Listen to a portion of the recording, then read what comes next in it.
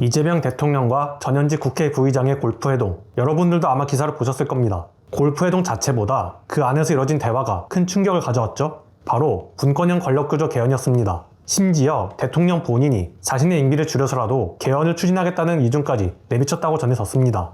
이 소식을 접한 순간 지난 수개월간 머릿속을 맴돌던 의아한 정황들이 마치 톱니바퀴처럼 딱 맞아떨어져 돌아가기 시작했습니다. 이 부분은 아마 지금 제 영상을 보고 계신 분들은 동의하실 겁니다.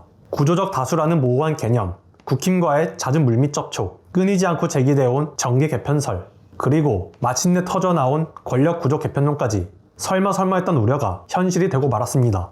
유시민 작가가 스스로 자신의 말이 틀리길 바랐다고 했지만 결국 그의 통찰이 들어맞았던 셈이죠. 분권형 권력구조라는 말이 언뜻 보면 그럴듯합니다. 권력을 쪼개 나눈다니 얼마나 민주적이고 개혁적입니까? 그런데 실제 정치권이 분권이라는 간판 뒤에서 실제로 어떤 제도를 만지작거려 하는지 그걸 되짚어볼 필요가 있습니다. 과거 여야를 넘나드는 원로 정치인들이 한자리에 모여서 의원 내각제를 제안했던 적이 있었는데요. 권력 분립을 명분으로 이걸 내세운 겁니다. 특히 대부분의 참석자가 이걸 제안했다는 걸 기억하신 채 지금 나오고 있는 기사들을 다시 보겠습니다. 와닿는 느낌이 달라집니다. 왜 그러겠습니까? 과거 의원 내각제를 제안했던 그 대부분의 자들의 바람대로 흘러가려고 하고 있기 때문입니다.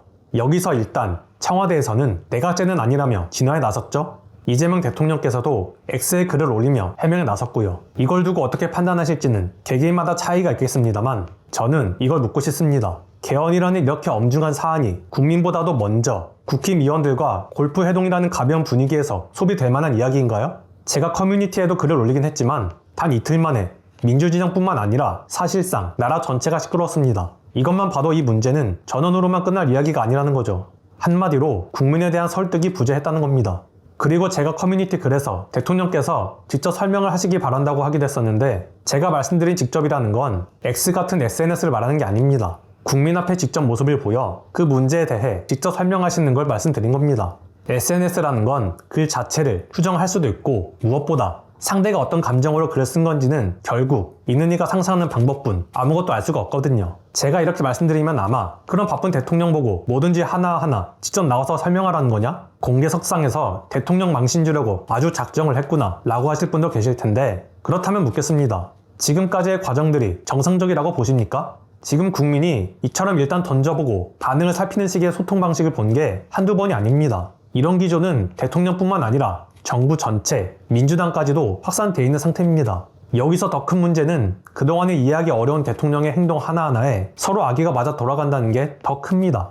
내부에서 오랫동안 민주당을 지켜온 사람들이 조롱받고 멸시당하고 외부에서 온 자들이 더 환영받고 힘을 키웁니다. 언론도 한쪽으로 치우쳐져 있습니다. 그리고 이제는 중간에 룰이 바뀌는 전당대회까지 치르고 있죠. 이 모든 상황이 정상입니까? 이 모든 일들이 긴 시간 동안 아예 대놓고 벌어질 수 있는 이유를 뭐라고 생각하겠습니까?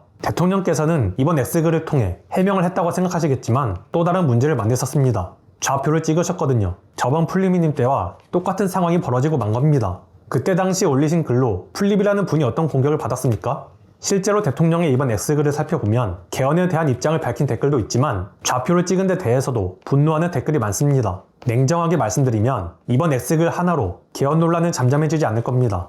그리고 좌표 찍기 논란은 그거대로 또 계속될 겁니다. 앞에서도 말씀드렸지만 일단 던져보고 반응을 살피는 식의 소통 방식을 본 게 이번만이 아닙니다. 그래서 대통령이 말을 하면 계속해서 논란이 생기는 겁니다.